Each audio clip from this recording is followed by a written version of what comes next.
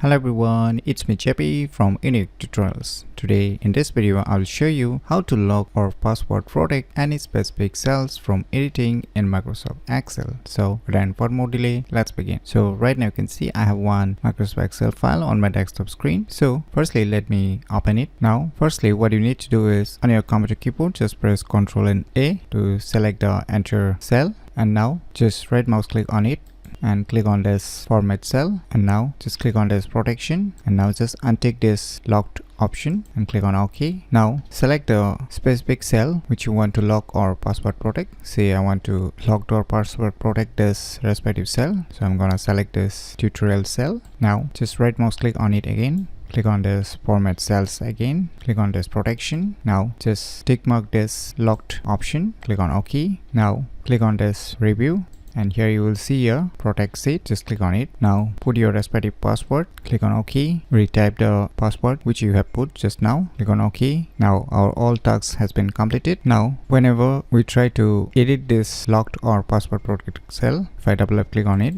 so you can see here one message pops up. It requires a password, so click on OK. So in order to unlock, what you need to do is just click on this unprotect sheet.